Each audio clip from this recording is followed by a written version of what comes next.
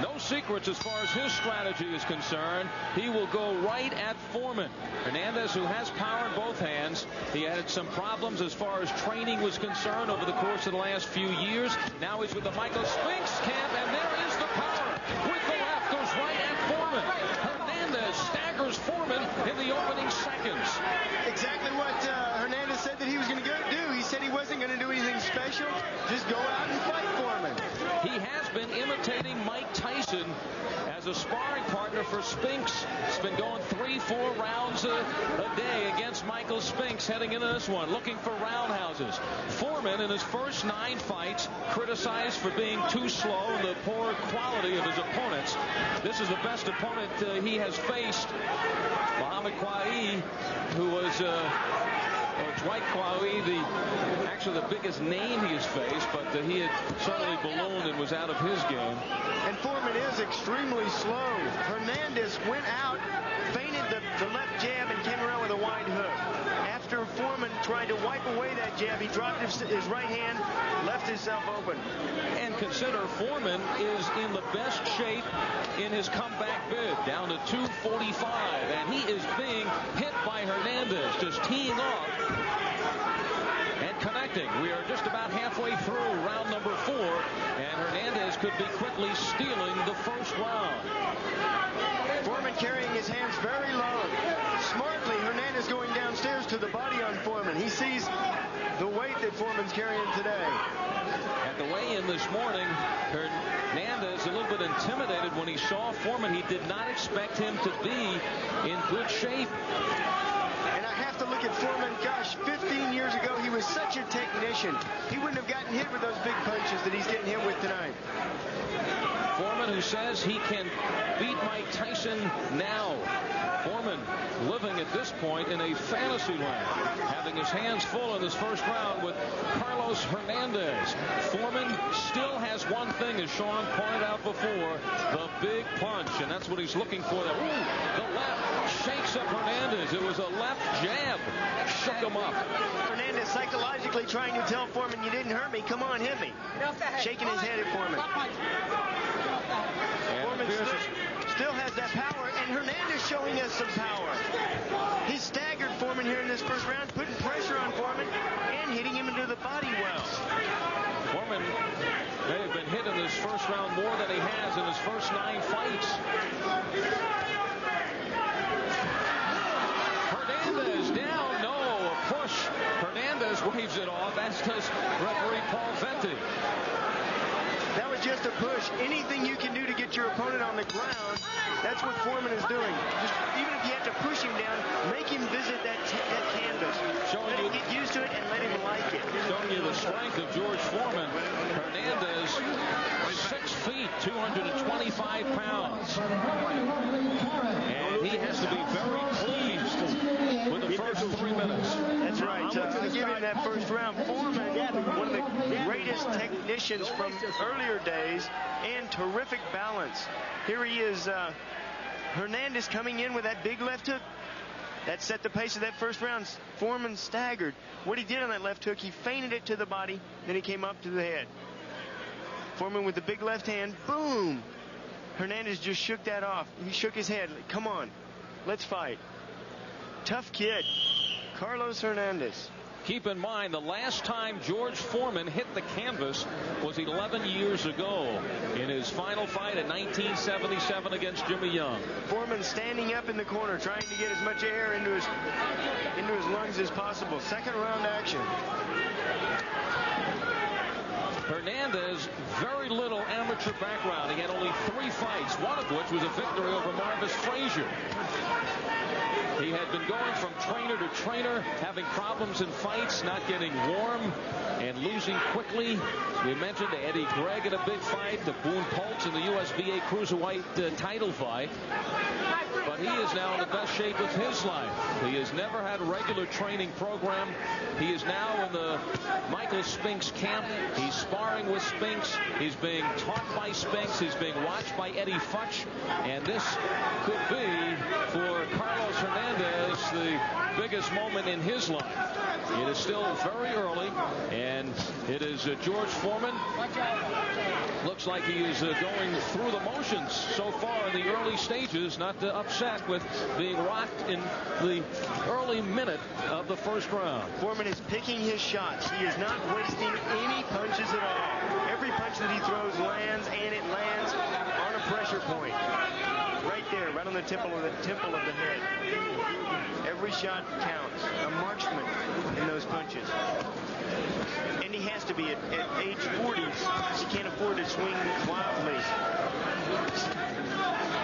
Not only does he have that punching power, but also he has that experience.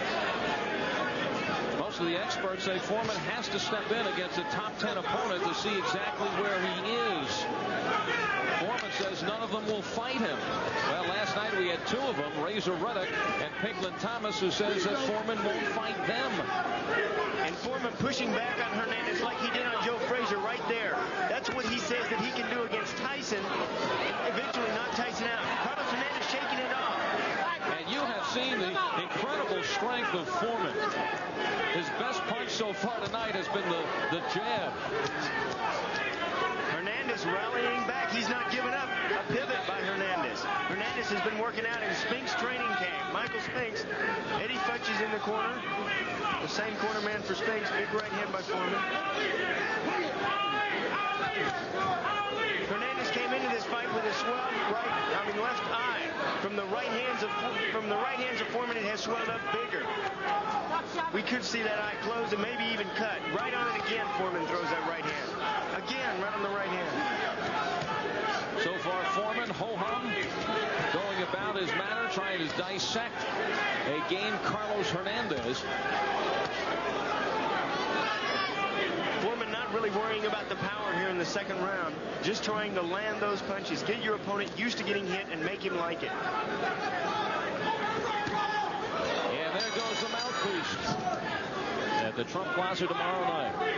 We are in round 3.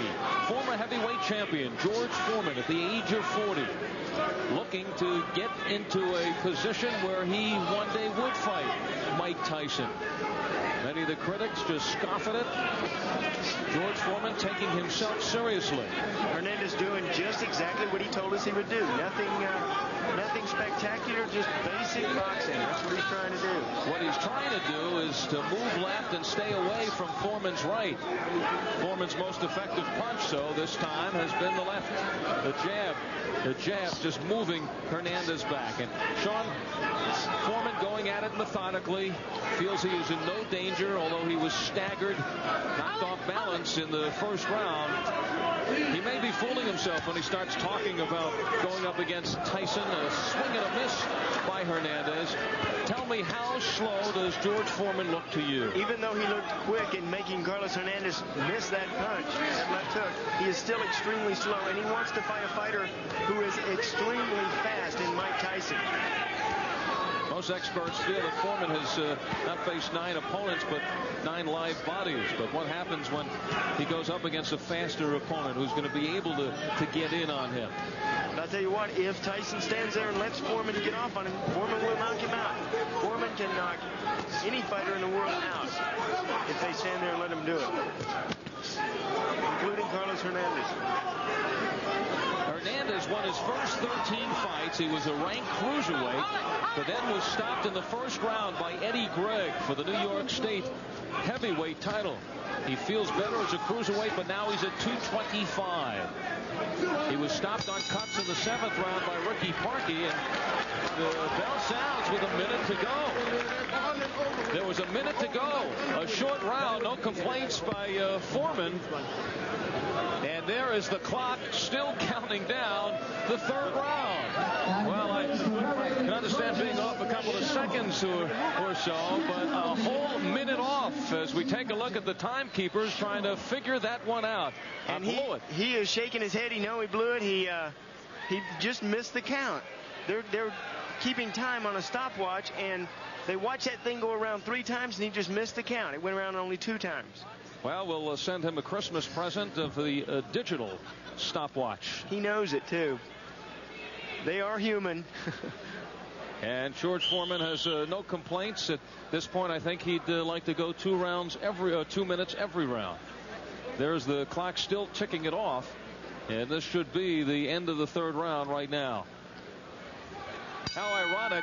Last night in our Super Fights 1, Hector Camacho knocked down for the first time in his career in round number 1. And here tonight, Foreman staggered in round number 1. But we have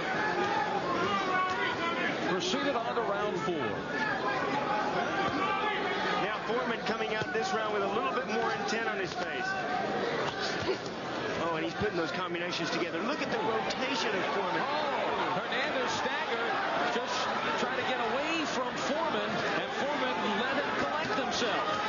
Now Hernández trying to turn it on. He knows that it is a matter of time. The best defense is a good offense, and that's what Hernández is trying to do.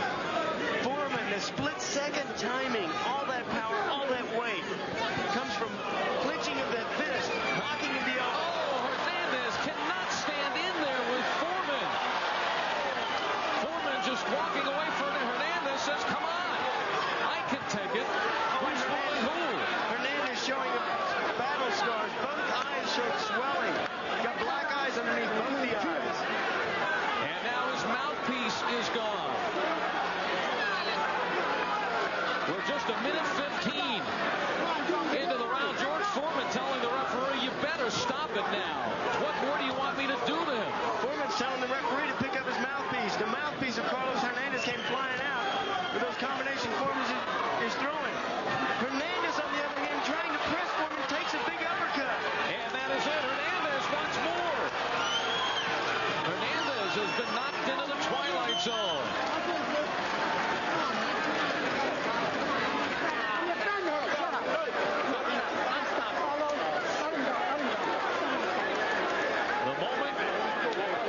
Life, he does not want it stopped here. Halfway through round number 4, it ends.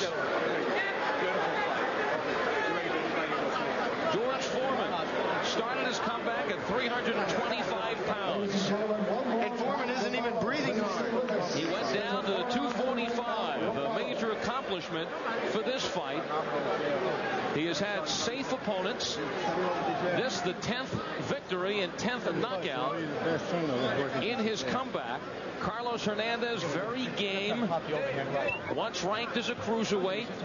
He is probably fighting out of position as a heavyweight. He staggered Foreman in round number 1. Foreman just shook it off and methodically went about things through the next few rounds, and here in the 4th ended it. The left jab was hurting Hernández, and you're seeing tonight what George Foreman still has left. No question about it. It is the punch. It is still there after 10 years away from the ring. This is early in the 4th round. Somewhere inside, Hernández gets shaken up. Foreman, we believe, had before this asked the referee to stop it. The ordained minister, civilized in the ring, asking for the ref to step in. And Hernández, the gloves are down, continued to try to shake his head, tries to wrestle his way from the referee. And this is how the referee saw it at the end. The mouthpiece goes. Paul Venti, the referee, closing in, as is George Foreman. Hernández could do nothing more than hold on. It was just a matter of